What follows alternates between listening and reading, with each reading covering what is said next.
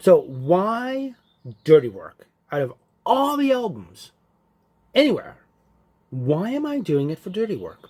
Well, I tell you, I listened to the album. I grew up listening to the songs like everyone else, right? And had plenty of vinyl, had plenty of cassettes. And I remember first hearing Dirty Work on a cassette when I think I had to have been around 14 or 15 years old when I heard the cassette. And I was just blown away by it. The energy and the excitement and how raw it was and how anti mid 80s that album was. And I loved it. I loved the album. And it wasn't until later on that I realized that this album typically is in the bottom row of like when they rank the Rolling Stone albums. Dirty Work is always like near the bottom. And it blows my mind. I'm like, what in the world? So, as a musician, I loved it, right? And as I continue on, decade after decade, being a musician, I get more and more intrigued by the musicianship on that album. As I've became a mix engineer and a producer, I go back and listen to that album, and I just keep getting blown away by it. The mix on that album is incredible. And I knew the 40th anniversary was coming up, and I felt really compelled to be like, you know what? I need to make my own review of Dirty Work for the birthday. And possibly give people different insight, a different viewpoint of the album. How I'm hearing it. Maybe how, and it may be one of those things where it's been in such a negative light for so long that people just roll with it and go, oh, well, if reviewers from 40 years ago say, then it's, Anyway, it is the 18th album. It is the first distributed by Columbia Records. They also offered individual projects, and that's when Jagger decided, oh, well, I don't think I have to tell the other members of the Rolling Stones, and I'm just going to sign a 3-record deal. Ooh. Bill Wyman and Ronnie Wood, they've already had out solo albums, but it was always on the basis of when the Rolling Stones aren't doing anything, that's when you're working on your album.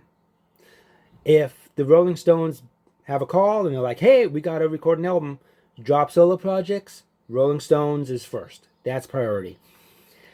That didn't happen with Jagger this time around.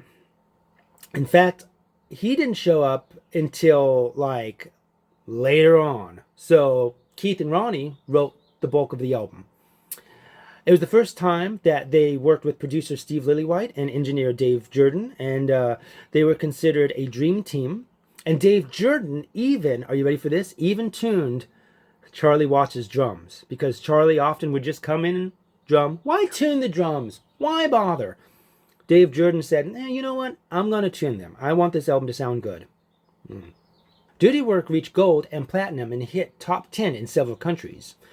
Most critics then and now say it's uneven, and I say, have you listened to Some Girls? I'm not knocking Some Girls, okay? But you're saying Dirty Work is uneven, but yet you're praising the Some Girls album by the Rolling Stones, and it sounds like they're chasing trends on that album to me. Again, I'm not knocking that. A lot of people love Some Girls. But like you have disco, you have country, you have the elements of punk, you got some soul and new wave and soft rock. But then at the same time, the Rolling Stones are like, no, we're still stuck with our roots. Here's a Motown cover. And it's like, wow. I don't know.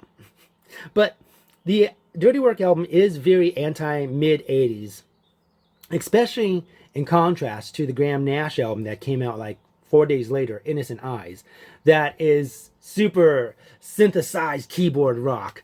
And again, you know what? A lot of people don't like the Graham Nash album, Innocent Eyes. Reznor and I love it. I said we love it. Did you see him shake his head? He goes, yes. But great songs on that album. But anyway, so, you know, they were trying to include some punk elements on Some Girls, but I think they inadvertently achieved it on Dirty Work. There's a lot of punk sounding songs on that. Huh. Yeah, you know it. So, Keith Richards says that the songs for Dirty Work were structured to play live. I'm sorry, that was rude. That was rude. I shouldn't have laughed. It's just that, yeah, you can say that, but then you have to prove it. And they've only played 2 songs live off of that album. And they didn't tour on the last album, Undercover of the Night, but they've only played 2 songs off of that one. When they did the Emotional Rescue tour, they played 3 songs off of Emotional Rescue. Okay? So the Rolling Stones have this habit of being like, we got a new album out, we're going to go on tour to support the album, but we're only going to play like 2 or 3 songs off of it, and then the rest are going to be from the Brian Jones era. Maybe we're throwing a couple from the Mick Taylor era. I guess we should throw in a couple that Ronnie Wood actually played on. But that's what the Rolling Stones do. So it's just hilarious to be like, you know, oh, we structured the songs to play live, and well, prove it. Anyway, there's 2 covers. Reznor. There's 2 covers on the album, which are Harlem Shuffle and Too Rude. We will get into those. Keith and Ronnie brought in 4 songs, One Hit, Fight, Dirty Work, and Had It With You. Mick seemed to have brought in, I'm assuming, 3 songs, Hold Back, Winning Ugly, and then a song co-written by Chuck Leavell called Back to Zero.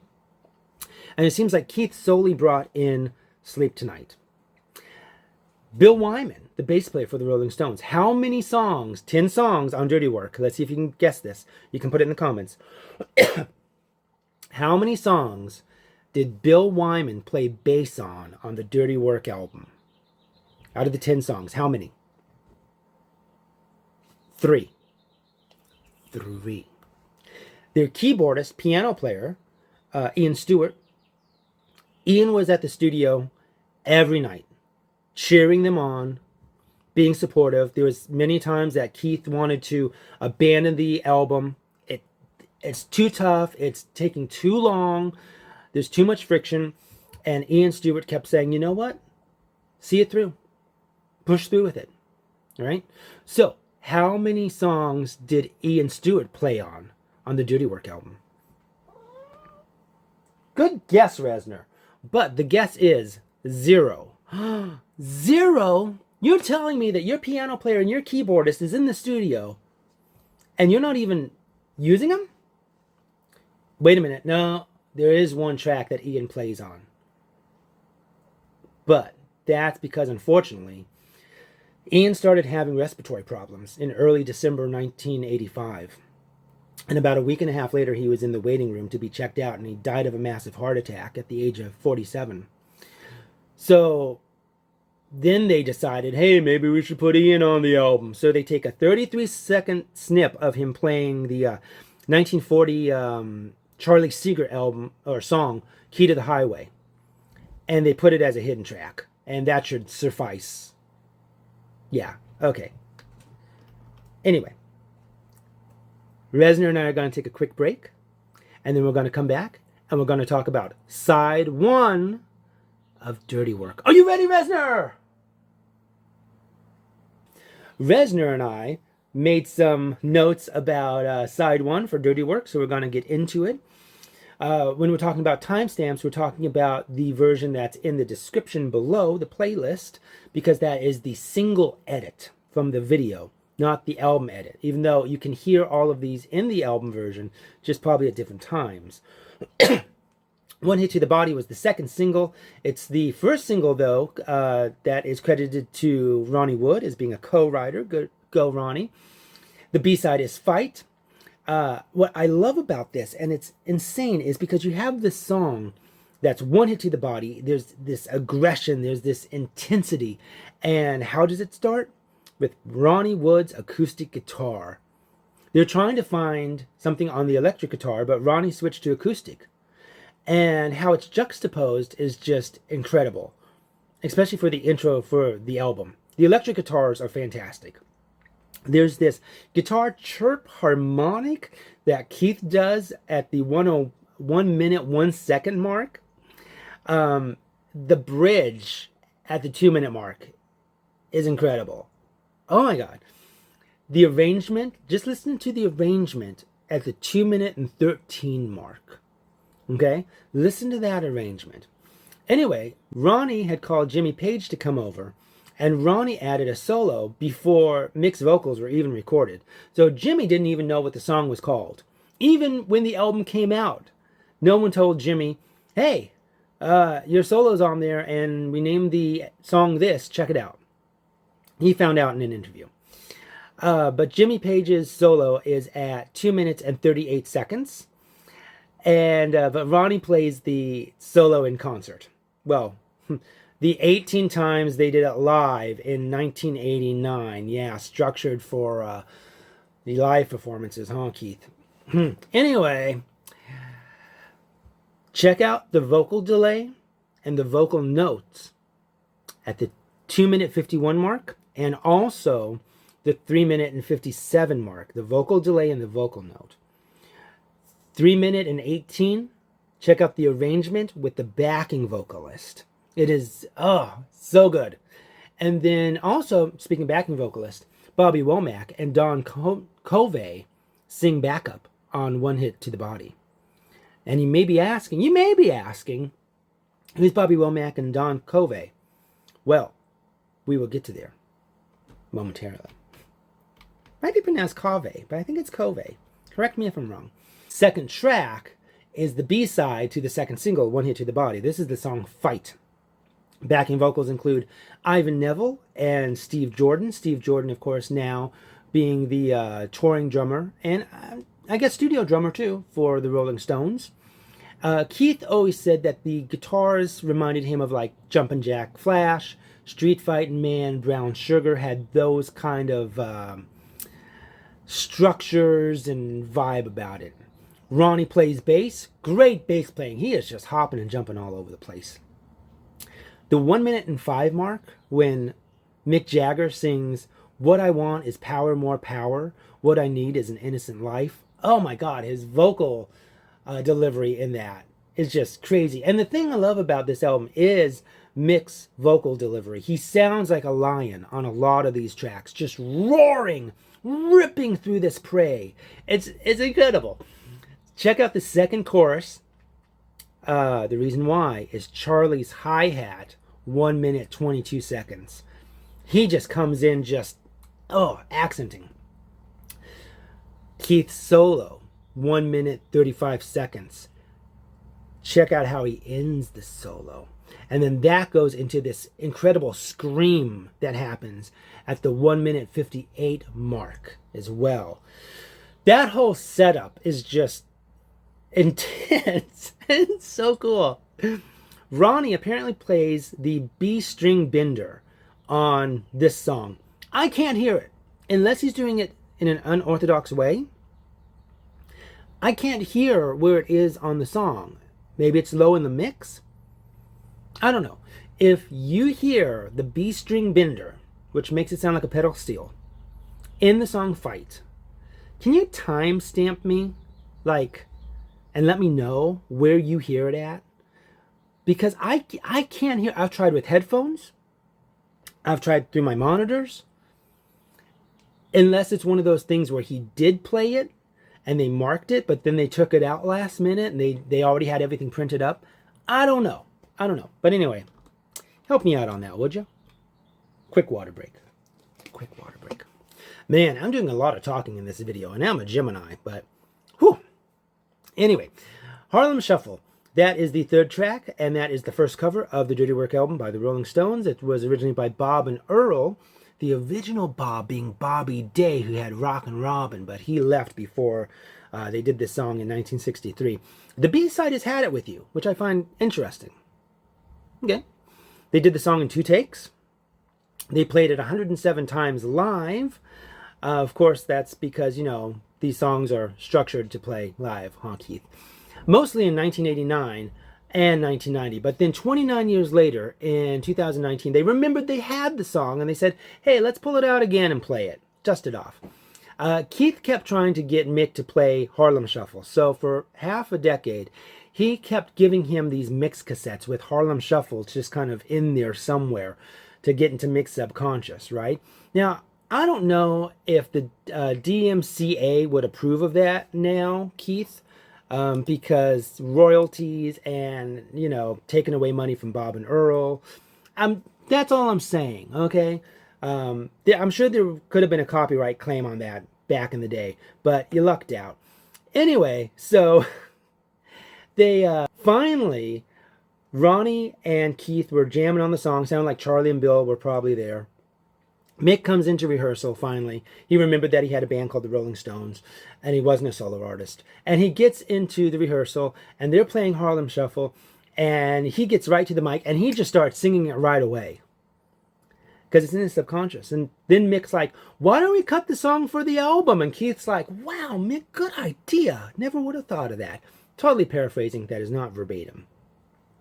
The intro, the original intro had the horn section. So they didn't want to duplicate that. So they used their guitars and vocals to kind of emulate or even simulate the build-up for that intro. Listen to Bill Wyman's incredible bass playing and slides. His slides really help move it to the left and to the right in the song. The guitar hammerings at 1 minute 23 are incredible. There's at 2 minutes and 3 seconds, there is this, and I don't know who's playing which guitar. I don't know, I'm sorry. But one guitar is playing this kind of staccato picking, and the other guitar comes in with like this half bend, like this bend half harmonic sound, and it's so cool. The guitars are so conversational in this song, as with a lot of this album, but like put on headphones and listen to the guitars conversing back and forth, and it's like they're just carrying on a conversation. It's incredible. The 2 minute 15 mark to the 2:30 mark, the vocal harmony. And then there's this restrained tension that the music is creating between 2 minutes 15, 2 minutes 30, and it is incredible. So you hear a voice at 1 minute 45, Bobby Womack. You'll hear his voice every so often in the song. And who's Bobby Womack? Him and Don Covey both sing backup on this track. So let's get into really quickly who they are. Bobby Womack was with a band called the Valentinos, and they had a song called It's All Over Now. And the Stones first heard it on the Wind Show, and they wanted to cover the song. Womack told Jagger, get your own song. And Womack was talking to Sam Cooke about it, and Sam Cooke said, you know what? Let him cover it. Let him cover it. So the Rolling Stones covered It's All Over Now. It became their first #1 hit. And 6 months later, when Womack received the royalty check, he said to the Rolling Stones, you can cover any song of mine you want.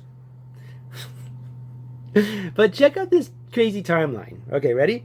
The Valentinos recorded It's All Over Now, March 1964. It was released 2 months later in late May. The Rolling Stones heard it on June 1st.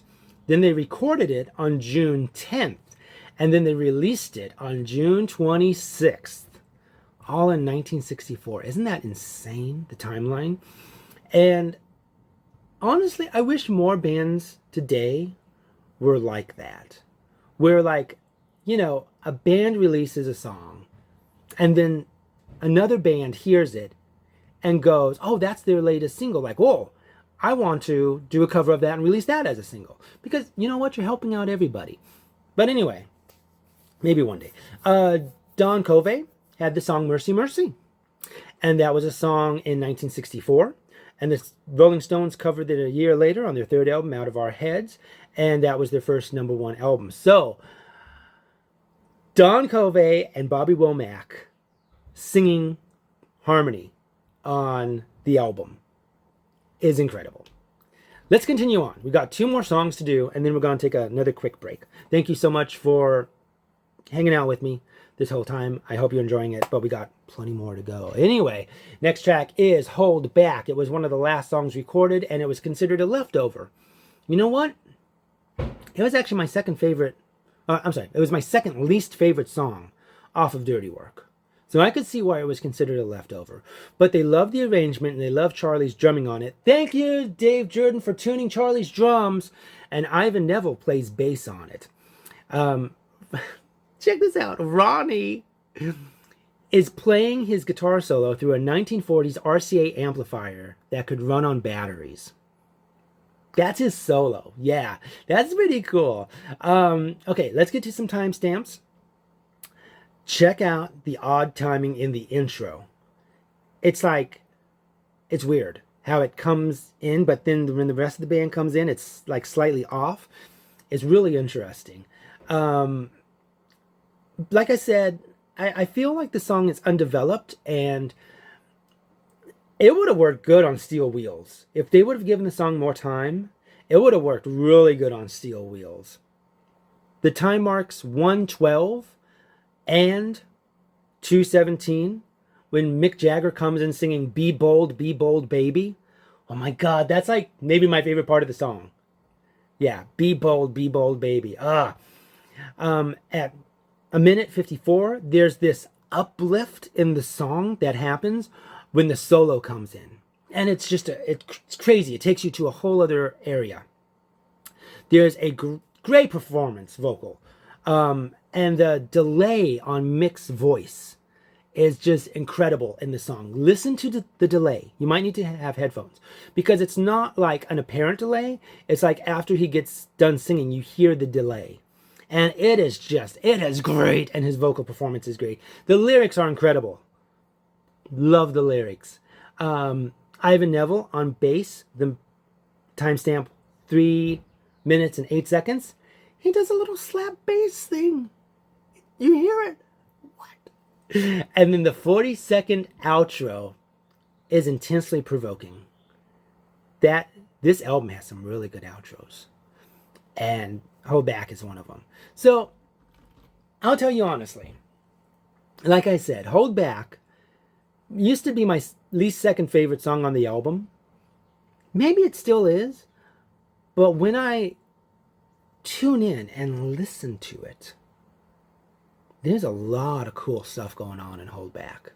I think it's easy to just kind of glance at it and go, oh, okay. But when you dig in, it's some good stuff.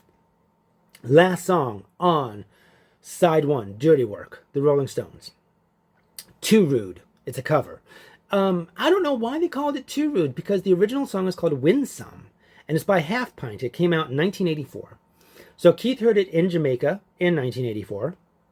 And in 1985, Keith was doing more things that the DMCA would not approve of, and he made a cassette of that song, looping it over and over and over again. And he would listen to it on the 20-minute ride to the studio for like a couple months.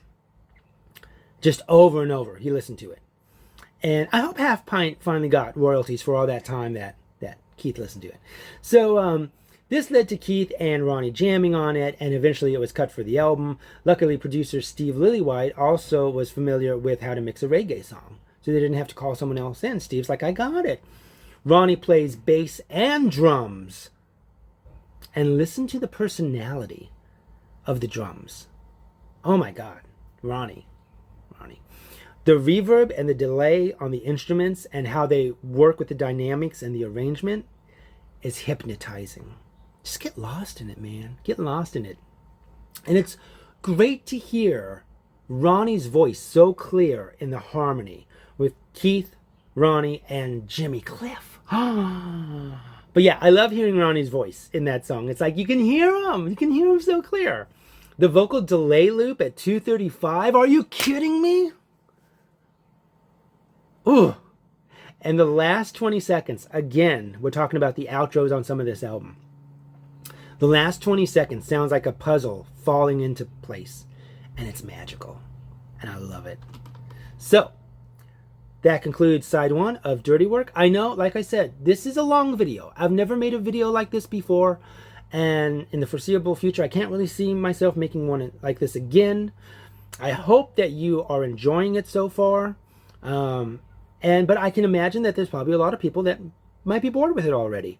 And I get it. But you know what? To those of you that are still here and enjoying this and taking notes, thank you. We'll be right back for side 2 of Dirty Work. Back with side 2 of Dirty Work by the Rolling Stones. And I just want to say really quickly something about the album cover, though. I'm a Gemini. I love vibrant colors. I love orange, pink, mint green, right? I love the album cover. Like, for my eyes, I'm like, oh, there's so much here going on. Everything's so vibrant and vivid, and it's just like, oh, it's right there. I love it. Anyway, Winning Ugly is the first track off of side 2, and it's one of the rare, quickly recorded songs. Check out John Reagan's bass playing in that song. He's performed with David Bowie, Frehley's Comet, Peter Frampton, Billy Idol. So John Reagan's bass playing is... I would love to know if they had that bass line written out for him, or if that was his idea. But man, Keith has said that the guitar riff that he does is kind of an elongated version of Tumbling Dice. Said it's the same kind of structure and fingering and all that stuff. That's all it is. I guess he's had so many people ask him, hey, show me how to play that riff in Winning Ugly. And he said that he could have actually made a career out of just being a guitar teacher, teaching that riff. There's also some really fun subtle upstrokes in the guitar strumming that Ronnie and Keith do. They learned down in Mexico. Chuck Leavell's synthesizer uplifts the song. Oh man, that is a good use of, and a tasteful use of synthesizer. That is nice. Mick's vocal performance is incredible. Like most of this album, it's incredible. Listen to Ronnie and Keith's guitar playing. Listen to the guitar battle that's going on. It's intense. You know, they're both trying to win. They're both trying to get that spot. There's a ton of word painting in this song, which is inspiring and wild and just brings a huge smile to my face. Now, some of you may be asking, what is word painting? Word painting is when the music matches the lyrics, right? So I have some fun timestamps for you again. So 1 minute 3 seconds to 1 minute 15 seconds.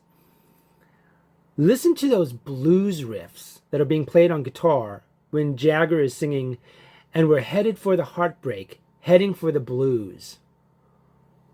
Man. At 2:18, right before, I think it was right before Jagger sings, but back in the dressing room, the other side is screaming. There's this aggressive guitar that comes chunking in.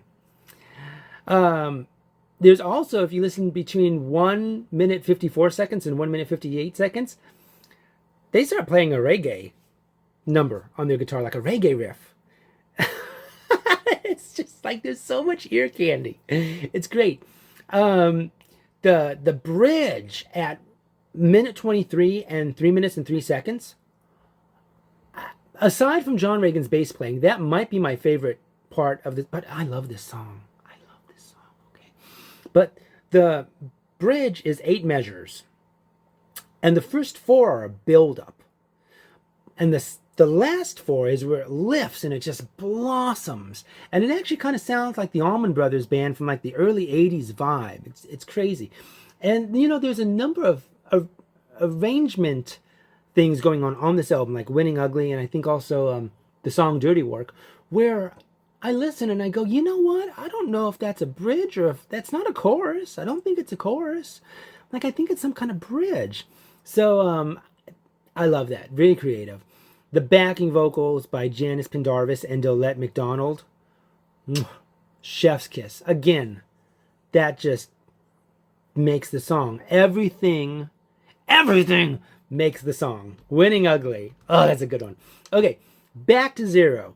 Keith and Bobby Womack are actually playing the guitars. Ronnie's not playing guitars, he's on bass. This is my least favorite song on the album. It would have worked better as probably a David Bowie song, or dare I say it? Okay, stick with me here. Red Hot Chili Peppers. Think about it. Listen to the music for Back to Zero. And think about Red Hot Chili Peppers in the 80s. Yeah. The lyrics are unfortunately probably more relevant today than they were back 40 years ago. So it just shows how we're not really evolving or progressing as humans. Go us. Anyway, at 127, there's this bass slide that Ronnie does. And he does a few slides in the song, but the one at minute 27 is so good. And like I said, it's my least favorite song on the album. And it's a little too dance, it's a little too disco, it's a little too pop, maybe even slightly, there's other things in there. But it's like when you bypass the genre and listen to what each instrument is doing, it's really thrilling. It really is. It's like, wow, oh, wow, okay, yeah. So take a listen to Back to Zero, but listen to the instruments. Don't pay attention to the genre. Listen to the instruments. The song Dirty Work. Put your headphones on. Listen to the guitars. Just listen to the guitars. They are frantic. They are knocking each other over. They are coming to blows. I mean, they are just...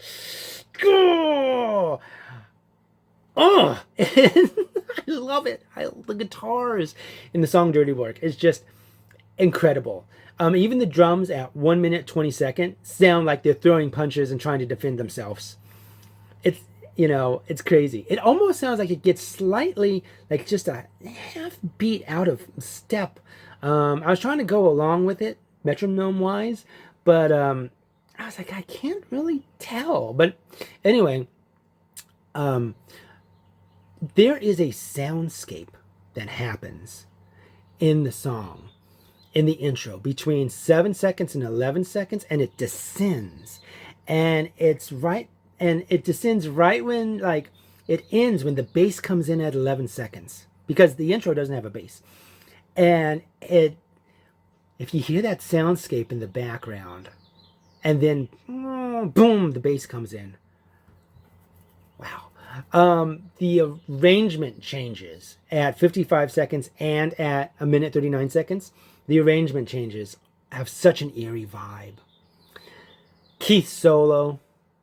Check out that solo that Keith does. That is an incredible solo. And what makes it even... the Mick does this howl behind the guitar solo, and it just makes it haunting. It's this real, like, primal howl. And then Charlie's hi-hat accenting that starts around 2 minutes and 29 seconds just keeps forcing the song onwards. And we talked about some of the outros on the album. We've talked about some of the outros, how they're incredible. And this is another one where the last minute outro for the song Dirty Work, with those effects, and there's those end howls that at 3 minutes and 16 seconds that are spine chilling. And it just sounds like you're lost in a haunted swamp. The last minute of that song, it does. It sounds like you're lost in a haunted swamp, and it is a trip. That song, Dirty Work. I love that song, Dirty Work. I was almost gonna say, do I love side 2 better than side 1? I don't know. Back to Zero was on side 2, so I don't know. Maybe we can swap a couple songs out. But anyway, the song after that is the what is it? It is the B-side to the first single. So the B-side was Had It With You, which is weird that they would choose Had It With You as a B-side. I don't know. Okay. But it was recorded in a couple takes. Ronnie said, hey, I want you three original members to go in and record the song live, and I'm just going to be in the control room, and, you know, and there's no bass on the song. Poor Bill. On the song Dirty Work, he played bass. Yeah, 3 songs. So there's no bass on this song. But Ronnie plays the saxophone because you know what? I tell you, he is doing anything he can to keep this album going, right? He is like, you need songs? I got 4 of them. You need me to play guitar solos? I got it. You need me to play bass guitar? Got it. You need me to play drums? Got it. Saxophone? I'm here. Ronnie was like showing up, you know, and of course so was Keith, and so was Ian Stewart. You wouldn't know, but he was. But yeah, I mean, Ronnie was really just all over the place, and I love it. Good job, Ronnie. Mick plays the harmonica on the song. It's the only instrument Mick plays on the whole album. Because he came in so late to the album, a lot of things were done. So he added harmonica to this song. It's wild to me. They did record a version, like the version that they recorded did have bass, piano, it had additional guitars. But then they decided to take all that out and give it more of a live radio broadcast feel. So I hope they didn't delete those, and I wonder if those are out there somewhere. You know, I would love to hear Had It With You with an alternate version, you know. This song really could have been on Exile on Main Street. Listen to it. Couldn't have been like right next to like Casino Boogie and Rip This Joint, or somewhere like, you know, probably side 1 of Exile on Main Street. The song just jives like it's no one's business. And I love the lyric, you know, you're a mean mistreater, a dirty, dirty rascal. It kind of reminds me a little bit of the 12s by Kokomo Arnold. And I feel like they kind of revisited the vibe of this song 8 years later when they did Mean Disposition, which was a bonus track on the CD for Voodoo Lounge, because we're pushing CDs at this point, remember? So it's like, you know, same way with well, that was actually 7 years earlier, Michael Jackson with Bad, you know, but you're pushing CDs, so it's like, well, if you want an extra song, you need to buy the CD. If not, right? Pushing CDs. Anyway, the last song on Dirty Work. If I was ever going to cover a Rolling Stones song, I think it might be Sleep Tonight. I think that might be the one. Keith is incredible on the song. The piano, he plays all the guitars, acoustic and electric. Like, oh my God, they're just so beautiful. And he plays bass on it. Ronnie plays drums. And the dynamics and the arrangement is just inspiring. The acoustic guitar is actually the high-strung Nashville tuning that he used on the 1969, well, recorded, I believe, in 1969, Wild Horses, even though it didn't get released until 2 years later, because Graham Parsons had to, you know, had to benefit first with Persuasions. So then, you know, Keith forgot about that tuning for about like 16 years until he was talking with Alan Rogan and Joe Walsh. And he was, oh yeah, that tuning. So he uses the tuning on this song. Bobby Womack, Don Covey come back in singing harmony. Oh my God. Speaking of the harmony, listen to how the first 15 seconds of the intro comes floating in. All of those vocalizations, just everything, just slowly coming into place. It's like you're laying down in bed.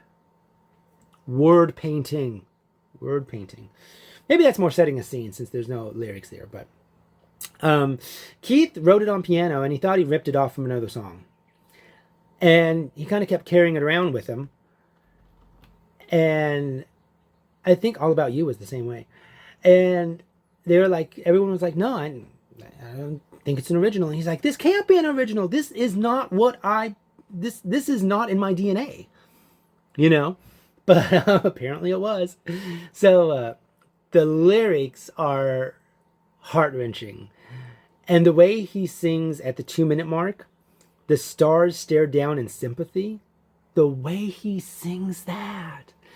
And at 2:56, he gets real Bob Dylan-ish when he sings. The way he delivers, they robbed you of your dignity. They even steal your heart from me. And Keith's vocal delivery is intense, and there's this fright and yearning in his vocals throughout the whole song.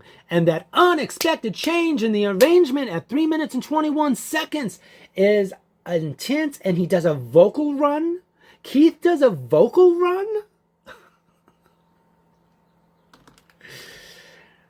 This is why I knew for the 40th anniversary of Dirty Work, happy birthday, Dirty Work, that I needed to make a video that highlights and showcases a different viewpoint, kind of a set of different ears maybe, of what's going on with the Dirty Work album by the Rolling Stones, and why I loved it as a kid, and why I continue to love it and find inspiration in it as I continue being a musician, a songwriter, arranger, producer, mix engineer.